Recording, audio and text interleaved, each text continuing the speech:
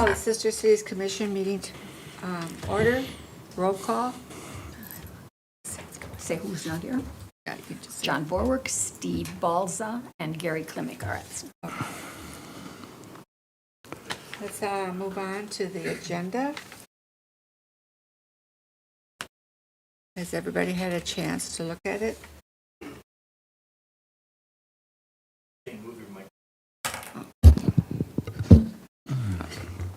Let's move on to the approval of the agenda. Has everybody had a chance to look at it? Move the agenda. Second. All those in favor, any discussion? All those in favor? Aye. Aye. Okay. And looking for the approval of the minutes of August 2nd, 2021. Has everyone had a chance to review those and see if there's any changes? Is that Steve Balza?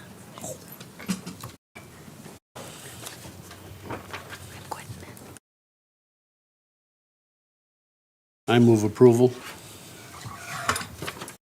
I'll second.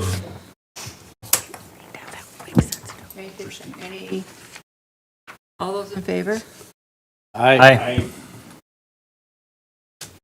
Financial report as of the end of August 31st. We are sitting at an ending balance of $13,502.26. We had $127.21 for additions. What else do we have here? That's no expenditures since the last time. Any questions or discussion? Was that all a direct result of the booth? Yes, Really? That's very good. we did very well this year between our tips and our what we made. So it was well worth it. Do I have a motion? I'll offer a motion to approve the financial report. Second. All those in favor? Aye. Opposed? Okay. Then we're going to talk about the Hans Juice Cultural Exchange Program. And we got an email from Dorothea regarding the 2022, and it was included in the packet. Did everybody have a chance to look at it? I did not. Okay, so on the behalf of their mayor, they'd like to send 2 exchange persons in 2022. And that's because they had 2 who were chosen before COVID-19, and they could not come. And if they are still interested, she would like to be able to consider sending both of them. And then the hope is that we could send 2 interns from New Ulm as well. And that they hope that traveling to the States will soon be possible again. At the moment, Germans still can't travel to the U.S. only as exceptions. On the other hand, we also suggest that you send your exchange person who also in 2022, and they will ask and research what that individual is interested in as an intern over there. Madam Chair, the only question I would have about taking 2 interns is to have appropriate career placements for them while they are in New Ulm. Can we get information from Dorothea what their interests and or talents are so we can possibly place them? That's, I think, the most challenging thing of the exchange. We usually can work host families out, but getting the appropriate position for them so that it is a valuable career building tool. Yeah, I can reach out to Dorothea and get some more information. Also, I would, from her, my perspective, I'd like to know when they would be interested in coming. If they're interested in coming at the same time, that kind of changes. Be nice to have them at separate times. If they would stagger, Yes. so that we would have one at one period and then be able to entertain another one shortly after that. So there are some questions I've written down That was one, that, what, Car. We only have one car to get we only ready. have one car. And I'll have to follow up with, I was gonna follow up with Jensen's and see if they're still interested in doing that, since we didn't do it last year, and the year, or this year and the year before. So I think what we'll do is, I'll reach out to Dorothea and I'll ask those questions and we'll bring them to the next meeting so that we can make a decision based on what their requirements are going to be and when they're coming. Timeline. Timeline Perfect. and career interests that they have. And could you add one other thing to Yep. make sure that they have international driver's license? Okay. Or we'll get them a bicycle. Okay. And then I'll get it to Lisa in time so it's included in the packet for on our next agenda. And then, new business. We have Gary Wilczek from the German American Committee, and he is going to talk to us about transferring responsibilities and looking into that. Gary, you want to go to the mic over there?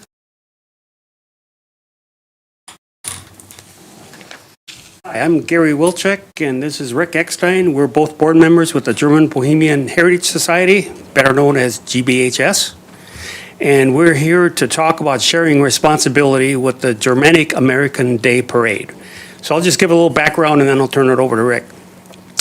I'm not sure when that parade day started. I know past Mayor Albrecht was involved, the chamber was involved, but in 2015, the late George Glatzbach came to us at the GBHS asking us to get the parade permit and help with him. And since then, we've issued the parade permit and then taken off responsibility for that.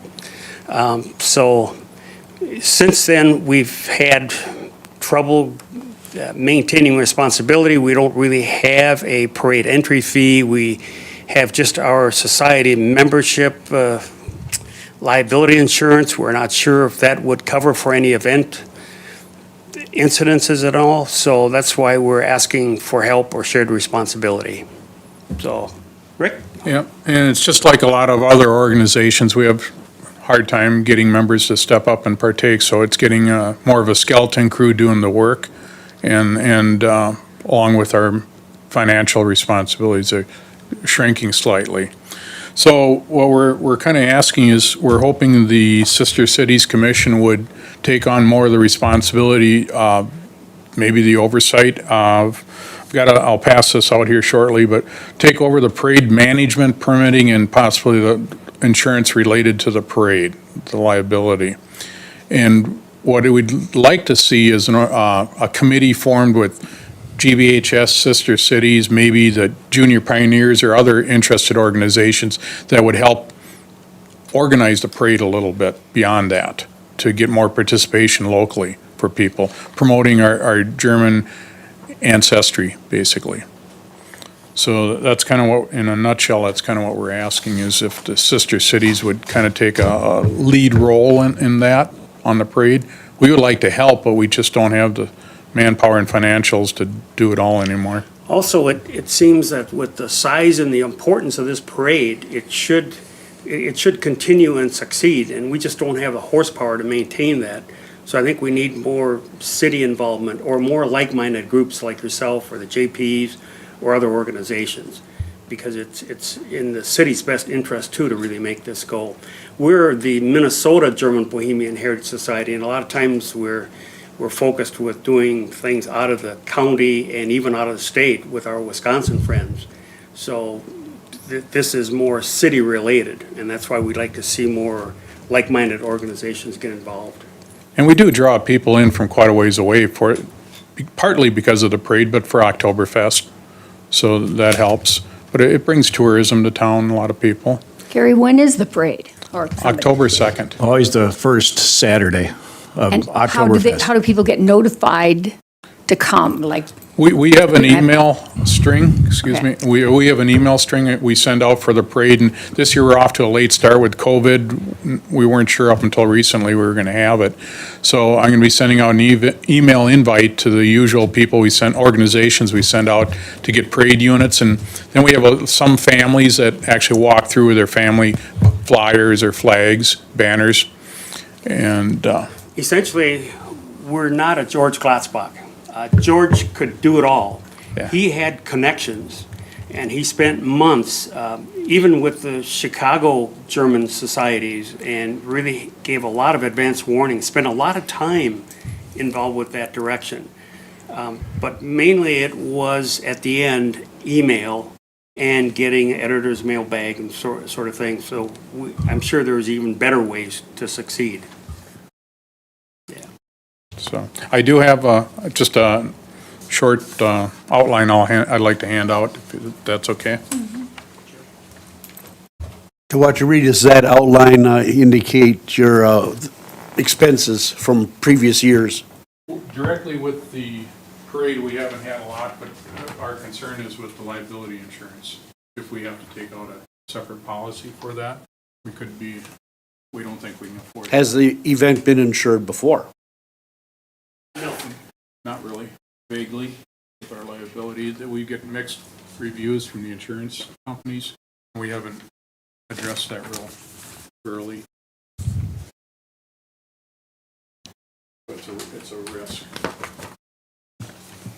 So Dick, basically our only expense is a $40 parade fee.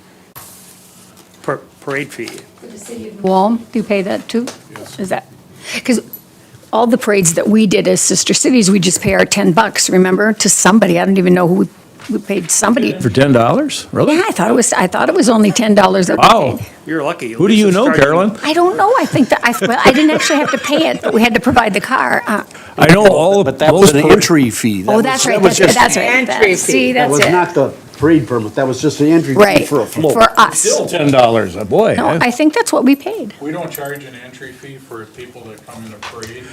$10 for him. You know, generally with all parades now, they ask for proof of insurance if you're in the parade. Now, and we really don't want to do that, I think, with this. I think this is one of the best parades we have, the German-American parade, just because it's with Oktoberfest, and it was set up kind of as an informal thing to have families in there, clans in there with when they came to New Ulm from Germany or whatever. And I think it adds a really nice asset to Oktoberfest when we do it. So I guess, Chris, I mean, was that something the city could take? I mean, you don't want to ask these families to have proof of insurance or something. Is that a big risk for us to?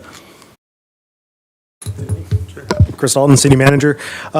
So for the parade permit, we usually don't ask for proof of insurance, but usually when someone has a parade, their general liability insurance does cover something along those lines. So I'm not sure where the Sister Cities Commission can step in on that part, because you're under part of the city, and I don't know if the city attorney would want to go that route to be liable for anything that happens during a parade that's strictly volunteers marching down the street. And one other thing just to consider while I'm up here is that part of this too is doing something like this is actually outside of the Sister Cities Commission's purview. So this doesn't, per the charter, and we can amend the charter at some point to include some of these duties, but as it stands right now, the sole charge of the Sister Cities Commission is to strengthen the bond with Ulm, New Ulm, and other sister city or friendship cities. And the German American Parade, you can maybe loosely tie it to something along those lines, but it doesn't strengthen those bonds like the exchange programs and things like that. So currently, as it stands right I now. beg to differ. I mean, we usually have our sister cities intern in the parade. Yes. You know, if it works out with the schedule, that's what we'd like to have them here for that. So I think it does fit. $10 for that. Pardon? $10 to have them in the parade. Yeah. So I think it falls under that realm. I think it does. I think it's a natural for us, is how, So what would it take to change the policies, the guidelines? So that's something, because it's in the charter, that's a little bit easier to do, or, I mean, Change it. it's in the city code, not part of the charter, so it is a little bit easier to do. That's something that I can have Roger draft something up for your next meeting, so you can change how you want that worded. And then it would have to go to city council, and that's going to be a 60-day process. So it'd probably go into effect in January 1st if we got started right away. Okay, and so who do we look to for insurance, for liability? So that's a question I can ask Roger, if he's okay with us taking the responsibility for a parade. Outside of that, it would have to be a policy, either help them, pay for the policy. But I don't know if you want to go that route or get a quote to see what it would be just for a one-time event from an outside vendor. So essentially, there's two folds here. One is changing the code on the language, and the second is the city willing to take on the Liability. The liability? liability part. Have there been when I was at the chamber, trying to talk loud so they can hear me. When I was at the chamber, the parade of lights, you had to have, but that's motorized. All of those are motorized. Virtually everybody walks in this. You have, we have people on trucks and trailers, or like families and things like that. Rear its head, okay. Yeah.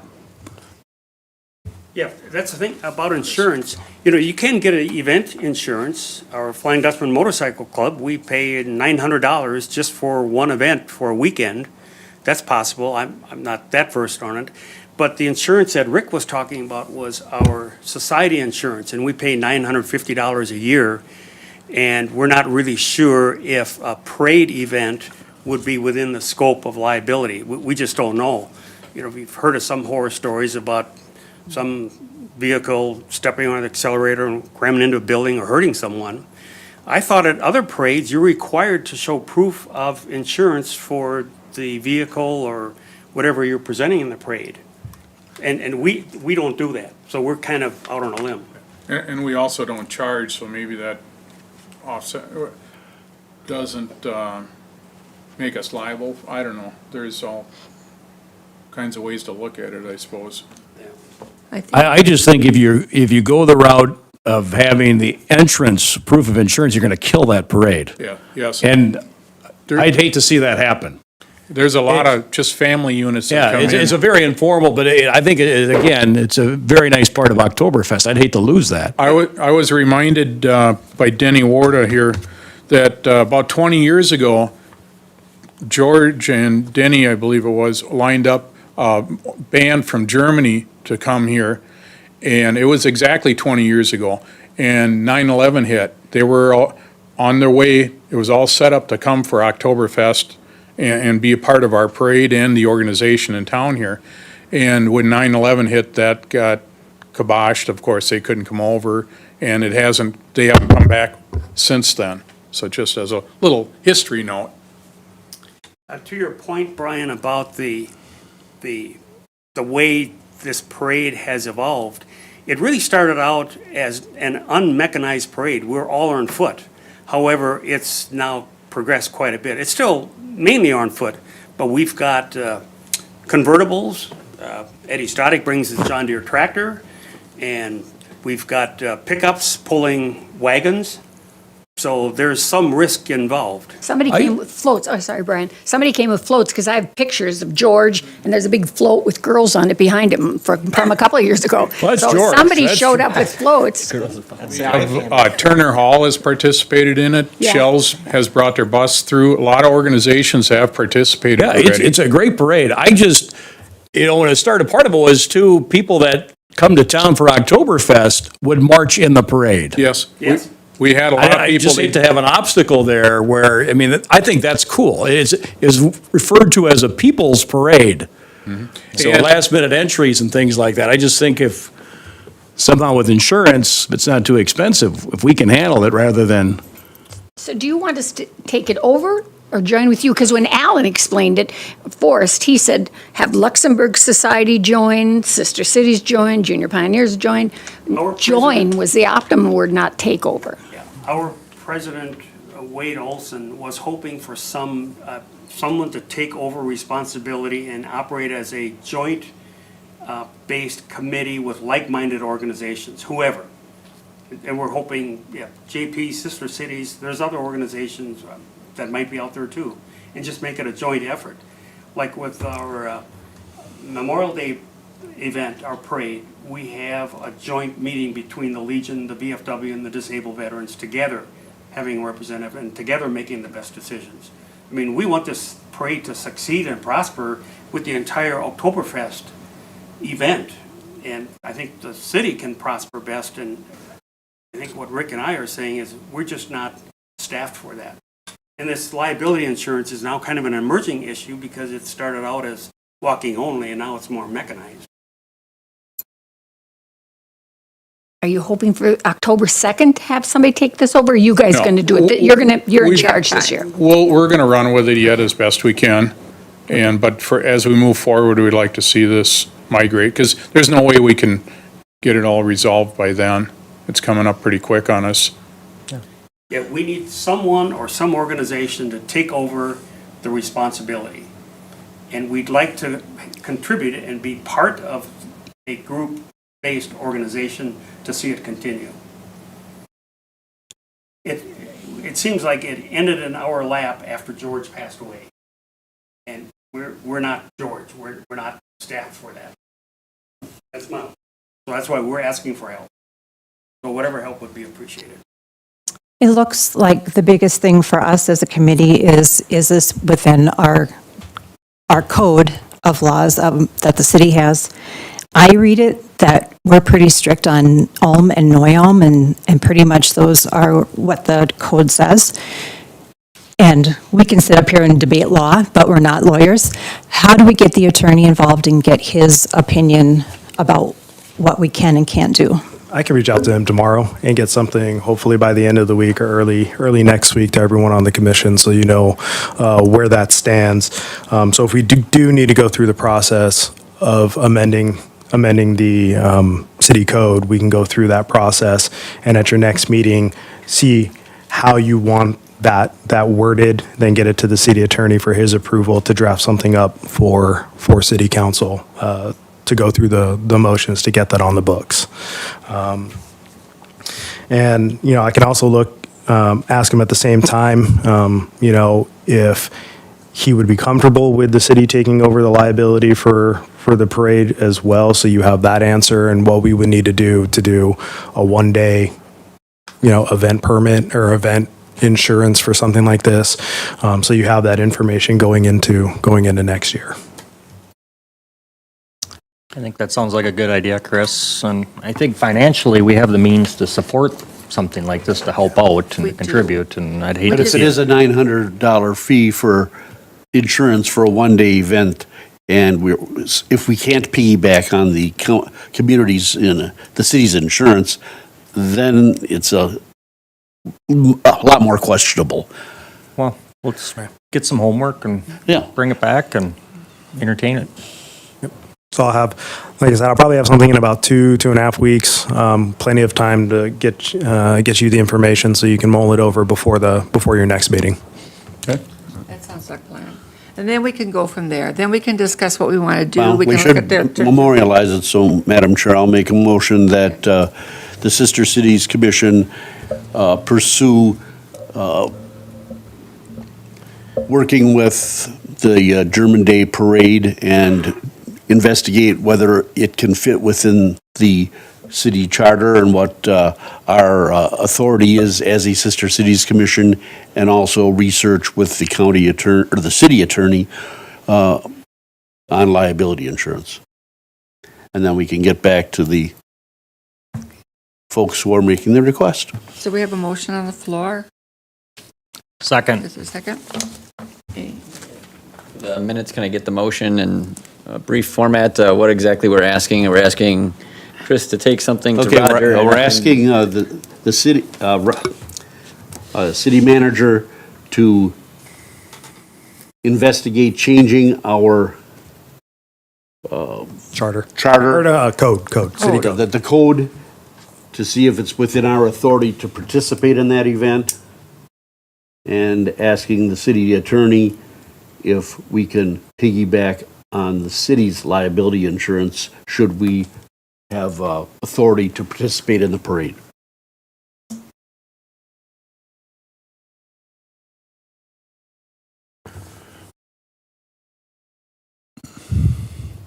For 2022.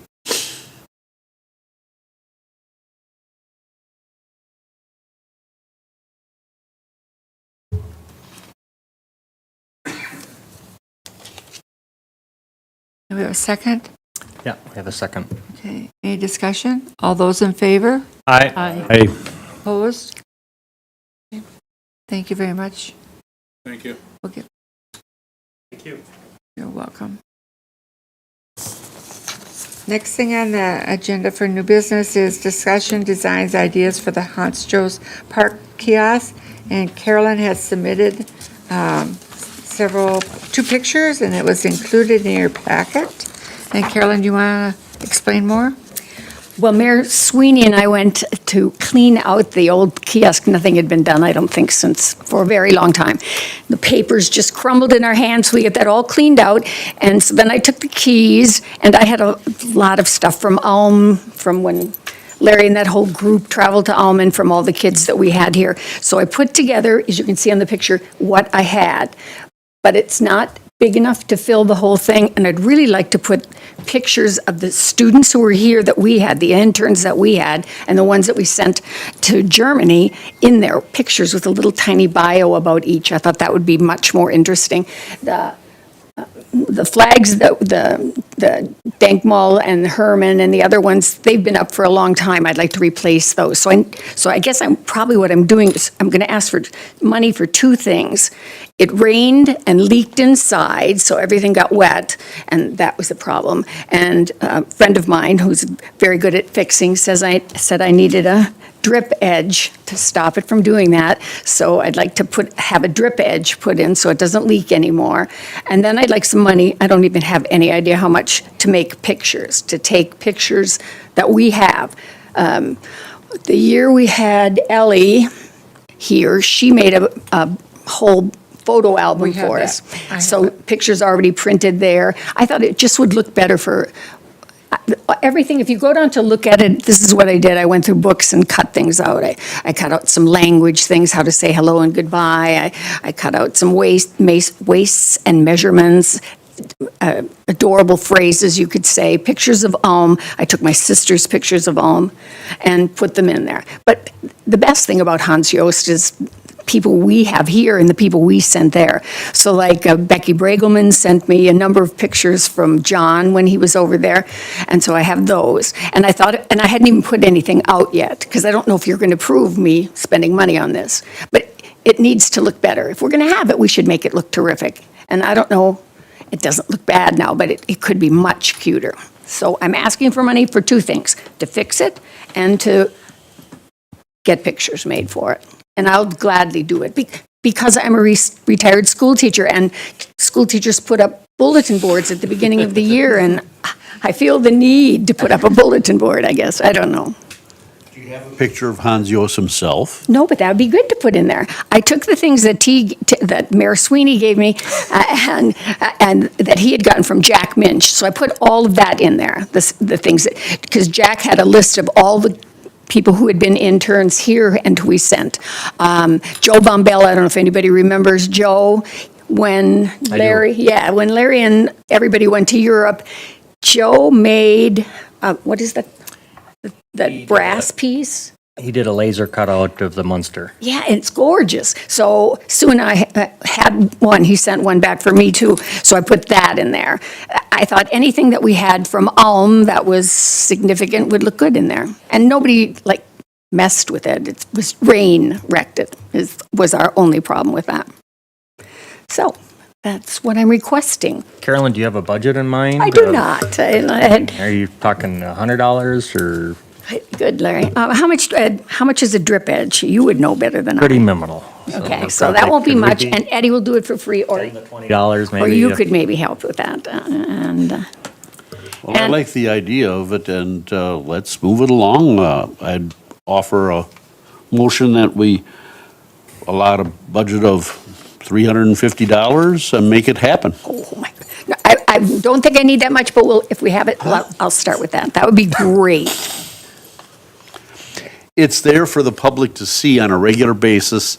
It's up all the time, so it should look good. It should look good. It looks better, don't you think, now that we have? Yeah, I went and looked, it's really nice, but we can do more to We it, can. you know. It says under construction on it. I didn't want anybody to think I was still working on it. I think because when we have tourists to New Ulm and Oktoberfest and Bachfest and all the events we have, even Herman Fest, it's looked at. And so it should be something that's presentable for everybody to see and maintained. So we have a motion on the floor to approve $350. I will second that. Okay, discussion? All those in favor?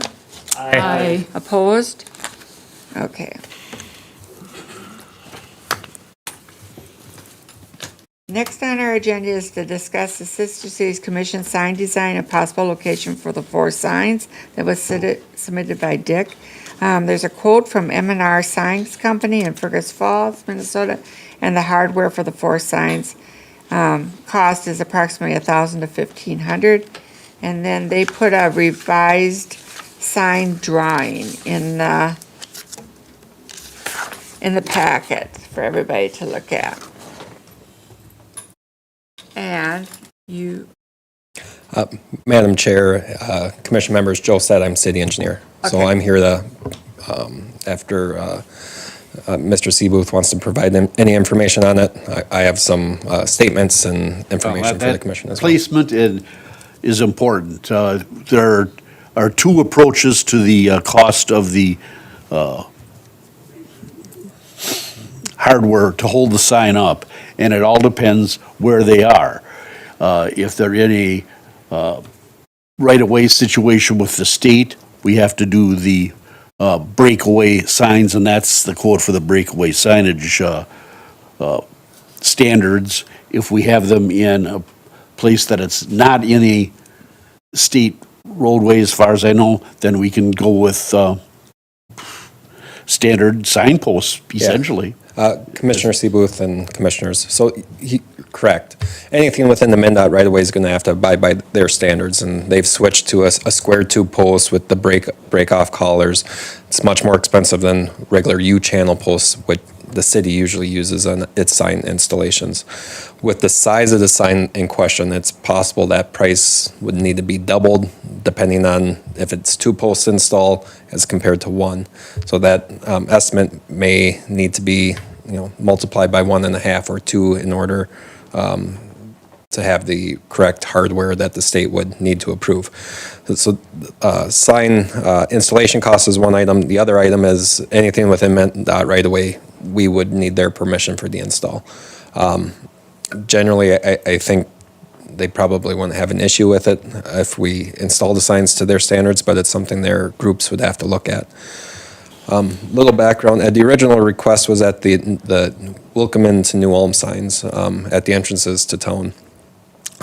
When those signs were placed where they're at, there was a concern at that time of the existing group signs, for lack of a better term, that were on the old entrance signs. And at that time, the city council discussion revolved around having the Welcome signs as the prominent feature without additional signage around them. So that was another concern that staff had with the location of the signs being near the Welcome signs.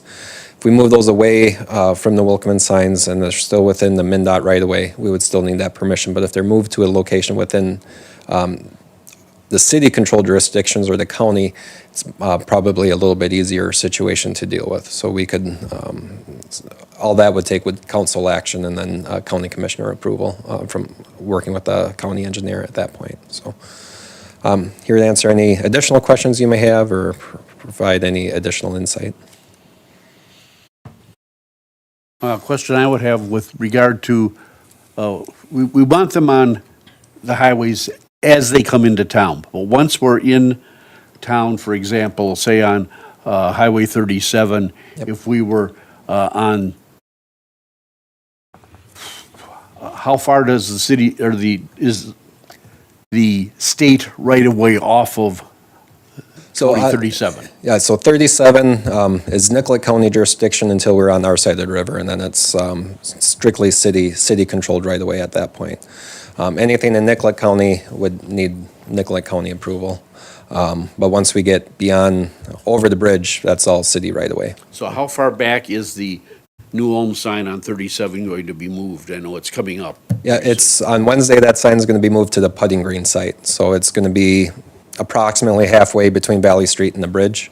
Okay, so is it within the realm then to have one of these sister city signs in that same Putting Green area? And It would be my recommendation not to put it adjacent to the Wilkeman sign, but maybe a different location within the Putting Green area, Okay. but not, it'd be my recommendation not to have it right next to it. My feeling is if you do that, you're taking away from both signs. You're not getting their equal respect or notice by motorists moving along that segment. how close to the river is the Welcome sign going to be? It's, so there's two rain garden type or pond areas at the Putting Green site. It's right, splits the two of them right in the middle is where that's going to be placed. There should still be some pink lath marking the location of the front corners of the sign right now. So if you wanted to drive out that way, and you should be able to see where that sign's going to be. So there would be room on the west side of that pond, closer to Valley Street, where I think an appropriate spot would be. What challenges do we face coming into town on Highway 14 from Sleepy Eye? It'd be up to MnDOT and their approval. Well, once we get into if we were in the city portion of Highway 14, it's still up It's to all them. MnDOT, yep. Yep. Anything along the highways, no matter if we're in the city limits or outside the city limits, is at the approval of MnDOT. Okay, because I'm thinking, okay, let's talk about Highway 15, where we've got going north of, say, the signs for Herman Heights or Harmon Park or the Recreation Center. Yep, Highway 13 is county jurisdiction as well as city, so it'd Okay, well, be, this is on Highway 15 because it's, It'll be MnDOT. yeah, it's right next to the Bank Midwest, Yep. but it's on Broadway. yep, that approval by MnDOT, yep.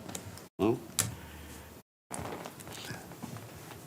I think it's worth pursuing and finding out what they would require us to do. I would certainly appreciate some assistance to come up with good ideas of where to place these signs. I think it's certainly feasible within our budget, especially if we're not on, if we don't have to have the breakaway hardware, it's going to be significantly less to put them up. But anything along the state highway is going to need that newer hardware compared to how we install our signs. So, and once locations are determined, then we can work with MnDOT to get, to see if that's something they would support and get hard costs for that installation at that time. Because assuming there'd be city forces installing it with the commission providing the funds for the materials. So does MnDOT determine where they can be placed? I think if the commission provides locations, that would be something that they would take into consideration. They may wish to slide it one way or another, but it's really us providing them that information of where we want that placed. Yeah, they may have suggestions after they review it, but depending on their standards and things of that nature. How far from the roadway is the right-of-way off? Is it 20 feet or is it 50 feet? I can't give a blanket answer to that question. It depends on location. Because the right-of-way width varies, the roadway width varies. It's not a blanket coverage there. But. Joe, could you come back with some locations and present to the commission, and we can say that, Well, I guess my recommendation would be the commission come up with the location, and then I can get So information at that point. get a committee together for the commission to. Yeah, and then we can narrow down right-of-way widths, roadway widths, how much room Okay. you have to work with. Yep. So do you fear the service clubs getting on board again, Lions, Optimist Club, et cetera? Mr. Mayor, yeah, that's kind of my fear is we're going to end up with these billboards when you come into town with all the other organizations as well. But then that was my reasoning behind my recommendation not to put them near the Wilkman sign, was to avoid that. Joe, you may not be able to answer this question, but when it comes to locations, in other communities that you enter, they have signage similar to these, sometimes attached to their city entrance, like the City of New Ulm, the green sign with the population underneath. Do you know if what MnDOT is still receptive to that, or is that something they're phasing out? I can find out. Could you find that out for Yep. us, please? Yep, I can certainly do that. So what you're saying is, Jeremy, is below the City of New Ulm population, there Correct. would be this sign. Correct. Yep. That would be terrific. That would, Make things a lot easier, especially from a cost standpoint. Yep. It makes Be sense. simpler. Just makes sense, huh? Oh, it'd I be think great. that deals with the whole town, whereas the Optimist Club Yeah, and the yeah. Lions, and that's more, as much as I'm in those groups, that's not the whole town. Whereas what you're proposing, great idea, gives a whole character to our town. so putting it below that would just really emphasize the City of New Yeah, I think Ulm. it's a great idea. And Yeah, it's a, I love the idea of yep, that special placement. circumstance, a kind of a unique situation as compared to the other clubs within the city. Yep. And we'll save on Save, Hardware. save a lot of money on hardware, yes. So if we go that route, do we still have to talk to MnDOT? Do we still Yep. have to do all that stuff? We Yep. have to get permission? Yeah, we still have to get permission, but I just don't know the answer if they would allow that or not. Their standards kind of change I know. too much for me to keep up with them, so I can find that answer out, though. I should be able to get something back this week, I would think, That so. would be a good approach, I think, to start. Okay? Because once we know that that's feasible, then we can, And then it's pretty proceed. much just ordering the signs and some nuts and bolts at that point, so. yeah. So I make a motion, can I make the motion, or do you want? Oh, you can't. I can't. Somebody makes a motion. Yeah. I would like to authorize Joel to speak with the DOT on our behalf to talk about sign placement and find out what they will and will not allow, and to get back to us so we can come up with appropriate placement. Yep. So Commissioners, that'll be the first item, so if we get approval for that, I'll stop there. But if for some reason that's something MnDOT won't allow, I'll let the city manager know so the commission can be informed that we need to find some spots for it and go from there. And then we can, once those locations are identified again, we'll find the right-of-way widths, we'll make sure it can fit, and then kind of have the street department work to get a firm estimate on the hardware needed for the install. If that's okay with the commission. Sounds like a plan. All right. Yep. How are you doing, Mr. Secretary? I'm scrambling. Do we have 4 new Ulm signs as well? I think there's only, is there one on 37? There's the 3 on the state highway, I'm pretty sure. Is there one coming in from Hanska on 13? That one's going to be a smaller one, the one on 13. It may look goofy on 13 compared to this 72-inch sign we're talking. I drive 37 every day, and I Yeah, don't pay attention. I don't think 37 has one. So, but if commission chooses to do one on 37, we can do that on, It's a With just particularly city approval. active Yeah. road, yep. so if we could get highways, if we get the 14 and 15 coming in from the Y, if we get Highway 15 coming in from Searles, and 14 coming in from Sleepy Eye, I think that would really be Yep. terrific. And we can always, if you wish to move forward with the 37 one, that's just city council approval at that point. So that's something we can take on pretty easily. Excellent. Do I have a motion to, We have the motion. okay, do I have a second? Second. All those in favor? Aye. Opposed? Thank you, Thank you very Commissioners. much, Joe, for your guidance. Yep, not a problem. Have a good night. Okay, so the announcements are that the next meeting will be on Monday, October 4th at 5:15 PM in the City Council chambers. Do I have a motion for adjournment? I'll make that motion. All those in favor? Aye.